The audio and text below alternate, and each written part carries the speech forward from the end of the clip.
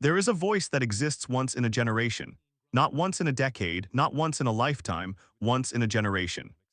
And when that voice belongs to a young man from the vast, windswept steppes of Kazakhstan, a man most of the world had never heard of, and that voice walks onto a stage and reduces an entire arena to silence, something shifts. Something in the air changes. Something deep inside the chest tightens and you do not know why. You can feel it even through a screen, even through tiny phone speakers at 2 in the morning. Even when you do not speak his language, do not know his name and have never once thought about Kazakhstan in your life. Dimash Qudaibergen did that, over and over again. In competitions, in concert halls, in televised performances watched hundreds of millions of times across dozens of countries, people who had never cried at music found themselves crying. Critics who had spent entire careers building walls of professional distance sat with those walls completely gone, mouths open, eyes wet. His vocal range, stretching across registers that most trained singers cannot even attempt, became the subject of serious musical analysis, quiet scientific curiosity, and something that went beyond both of those things. Something closer to wonder. He was rising fast, unstoppably, and then something happened. The timeline shifted in ways that were hard to explain. The silence between his public appearances grew longer than it should have. The stories around him began to change shape. Whispers began to surface about pressure, about control, about decisions being made behind closed doors that the public was never meant to know about. Some fans became worried. Some became suspicious. Some felt, in a way they struggled to put into words, that something had been taken from them without any explanation at all. The truth, it turned out, was more complicated than anyone expected, and it had been building, quietly and painfully, for a very long time. To understand what happened to Dimash Qudaibergen, you have to go back to the beginning, not the beginning of his fame, the beginning of him. He was born in 1994 in Aktob, Kazakhstan.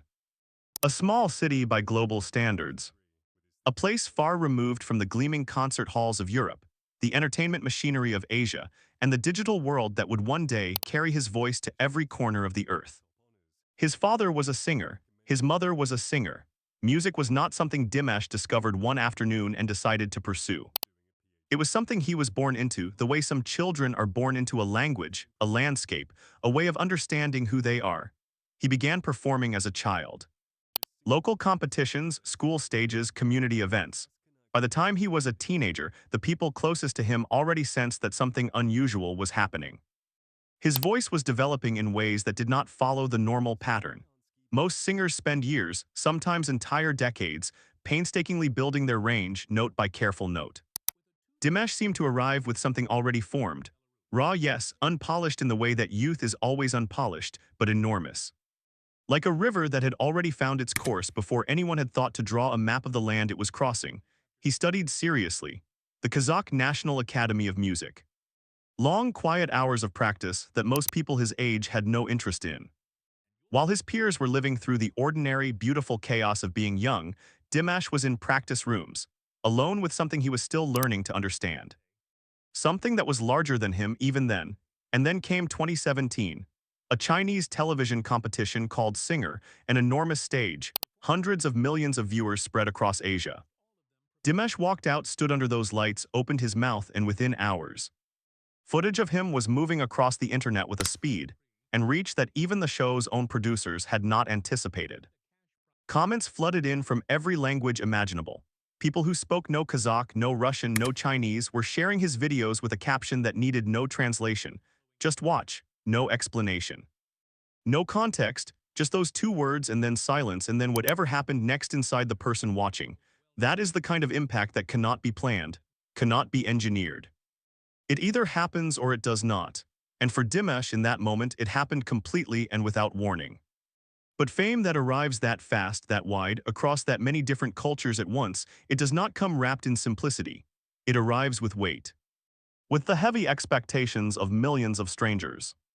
With forces pressing in from every direction, each one absolutely certain they understand what this person should become, where he should go, what he should sacrifice to get there. And Dimash, for all the size of what was happening around him, was still in many ways very young. After Singer, the world did not simply take notice of Dimash Qudaibergen. It became fascinated with him in a way that was difficult to fully explain, even for the people experiencing it.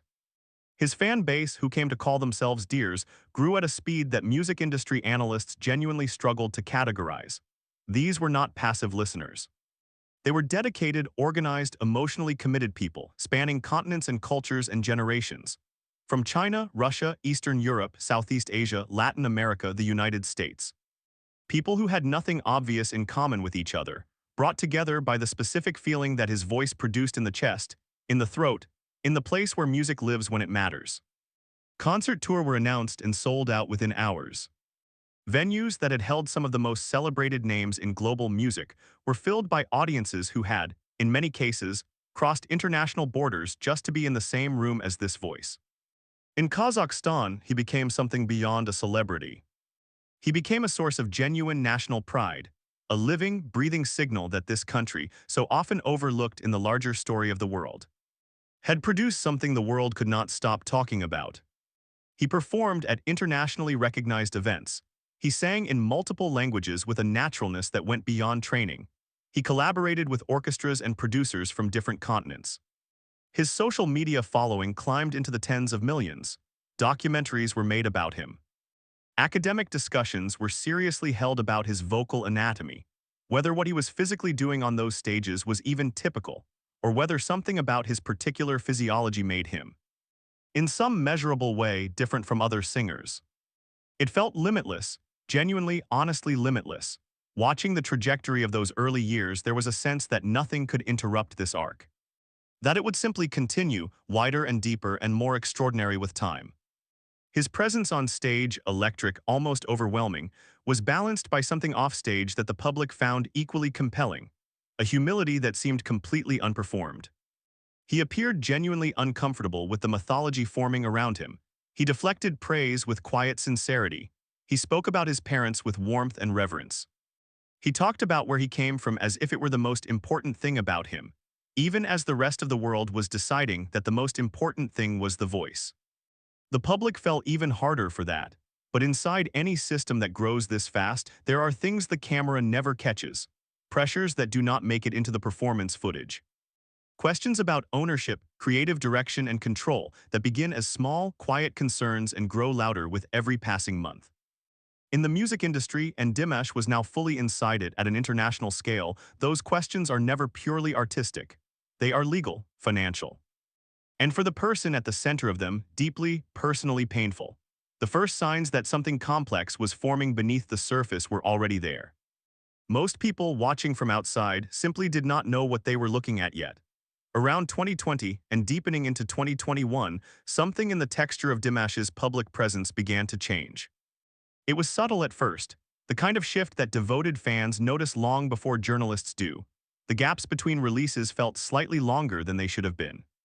Public statements arrived with a careful, measured quality that his earlier words, warmer, more spontaneous, had never carried. There was a guardedness in him that had not been visible before. A new distance between the person and the image. Many fans at first attributed it to the global pandemic, which had torn through the live music industry and upended the careers of virtually every performing artist on the planet. And that was, without question, a real and significant part of it. Concert tours were canceled worldwide. The live music industry, almost overnight, stopped existing in any recognizable form. For an artist whose power was most fully expressed in that live space, in the charged, physical air between his voice and the people in the room, this was not just a professional disruption. It was something closer to a severance. But those who followed him most closely began to sense, quietly and with growing certainty, that the pandemic was not the whole story. Reports began to emerge slowly at first, then with more consistency, about tensions surrounding his management and the broader structure of his representation. The system that had formed around him during his sudden international rise was, according to various accounts from people with knowledge of the situation, not functioning the way it should have been. Questions were raised about the terms of his contracts, about how his music was being distributed and who held meaningful control over those decisions, about whether the choices being made in his name were actually choices he had been part of making. No official statement addressed any of this directly, not for a long time. And that silence, measured, carefully sustained, carried its own meaning for those paying attention. In the world of music at a certain level of fame, the documents binding artists to their teams can be extraordinarily complicated. Management agreements, recording contracts, performance rights, these are not simple arrangements. They can bind an artist in ways the public rarely sees and would rarely guess. And when an artist begins to feel those bindings pressing against them, the available paths forward are limited, slow, and rarely without pain. The fans who had followed Dimash since those first viral videos found themselves watching something they had not signed up for, not a performance, a struggle. What made Dimash's situation uniquely, almost impossibly complicated, was the scale and diversity of the world that was watching. His audience was not a single community. It was dozens of communities, across dozens of countries, each carrying their own version of who he was and what he meant to them. In China, he was bound up with a specific, beloved era of television history. In Kazakhstan, he carried the quiet, enormous weight of national identity. In Russia and Eastern Europe, he had become a deeply personal presence for millions of listeners who connected with his voice in ways they often said they could not fully put into words. In the West, he was still being discovered, a revelation that newer audiences were only just beginning to encounter. Managing that weight professionally, emotionally, personally would have challenged anyone, at any age, at any level of experience, and the scrutiny that came with it was relentless. Every public appearance was picked apart. Every carefully chosen word in an interview was analyzed for hidden meaning. When he smiled, people exhaled with relief. When he appeared tired or distant, communities of devoted fans spent entire days worrying about what it might mean. This is not unique to Dimash. It is simply what contemporary fame at scale looks like, and it is not always kind to the person at its center. But his particular situation added something extra to all of that, because the concerns being quietly discussed about his professional life were not imagined, they were real. And his audience, even without access to any specific details, was correctly sensing that something was wrong. There is a difference between fans who worry unnecessarily and fans who are responding to something genuinely present.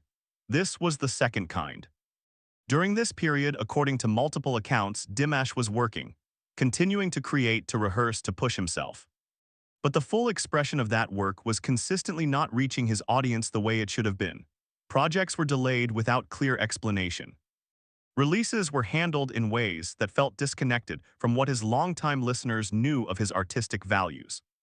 There was a growing dissonance between the artist they had come to know and the way his career was being shaped and presented from the outside. That dissonance created confusion. And confusion, when it forms around someone that millions of people genuinely love, turns into frustration with a speed that nothing slows down. Then came the shift that many observers now recognize as the real turning point in this story. It did not arrive as a dramatic announcement. There was no press conference, no public confrontation, no single explosive moment that changed everything at once. Instead, it happened the way real change usually happens, gradually, through the quiet accumulation of small, deliberate choices. Dimash began to reclaim his own voice.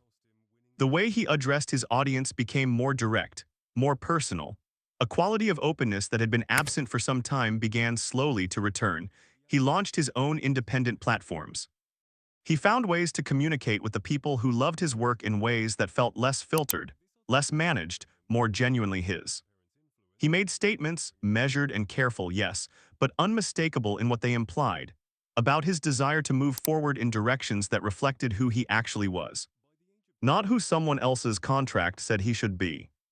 According to reports that emerged through industry sources and the detailed, sustained work of fan community journalism, legal steps were being taken in the background to address the structural problems that had accumulated around his representation. These processes do not move quickly. They are private by nature. They do not generate dramatic headlines or satisfying public moments of resolution. But their effects are real, and those effects slowly began to show. The Dimash who appeared in interviews during this period was visibly different from the one audiences had seen at the height of the management difficulties. There was more weight in the way he spoke. A kind of considered sorrow that had not been there before. But underneath it and alongside it, there was also something that felt like clarity. Like someone who had been through something significant and had come out the other side still knowing exactly who they were. He spoke about his roots with a new and almost fierce intensity. About what music meant to him before any of this, before the stages, before the millions of viewers, before the contracts and the management structures and the machinery of international fame. About the practice rooms in Aktobe, about his parents, about the thing at the center of all of it that had never changed and that he was not prepared to lose. His longtime fans recognized that quality immediately. It was the same thing that had stopped them in their tracks the first time they heard him, not only the voice, the person inside it. Someone for whom music had never been a strategy. Someone for whom it was and had always been the most honest way of telling the truth about being alive. What the full shape of this period ultimately reveals is something that extends well beyond one artist's career. It reveals something about how the global entertainment industry has always treated artists who rise from outside its traditional centers of power. Dimash came from Kazakhstan. He broke through in China, his audience was everywhere. But the systems built to manage, monetize, and control artistic careers at an international level were constructed in specific places, by specific organizations, with specific kinds of leverage, and those systems are not designed with the artist's long-term well-being as their primary purpose. An artist navigating that machinery, especially one whose rise was as sudden and as geographically unusual as Dimash's, faces challenges that are not merely personal. They are structural. Built into the architecture of the industry itself, the contracts offered to newly famous artists rarely prioritize the artist's long-term interests. The management structures that form quickly around sudden fame are not always constructed for protection. And when an artist is simultaneously operating across multiple cultures, languages, and legal jurisdictions, the complexity of their situation multiplies in ways that no single person can fully anticipate or easily untangle. None of this makes Dimash a passive figure in his own story. The picture that slowly emerged through accounts and reports and the careful observations of people close to the situation was of someone who was fighting, not loudly. Not with the kind of drama that generates clicks and headlines, but quietly, strategically, and with a steadiness that required a particular kind of courage. Fighting not for revenge or public vindication, but for something simpler and more essential: ownership of his work, of his image, of the right to decide what his future looked like. There were dimensions to this period that the public only ever glimpsed at an angle: the pressure on his family, who had always been the deepest source of his sense of self. The specific toll that sustained uncertainty takes on a creative person, on the daily, private act of making music and meaning it.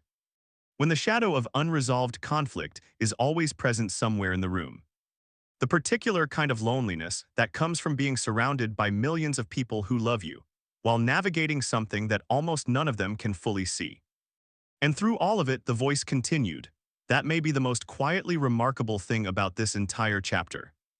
In the performances that made it through during these years, the ones that reached his audience despite everything, there was no diminishment, no hollowness, no sense of an artist going through the motions.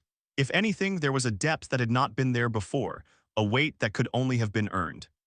Music that had learned through lived experience what it truly costs to protect the thing you love most. There is a question that lingers, long after you have learned everything there is to learn about this period of Dimash's life. It is not about contracts or management structures or the internal mechanics of the music industry, though all of those things matter and all of them deserve serious attention. The question that remains is simpler than any of that and harder to answer. What does it mean to carry a gift this rare in a world that was never really built to protect it? Dimash Qudaibergen did not set out to become a symbol.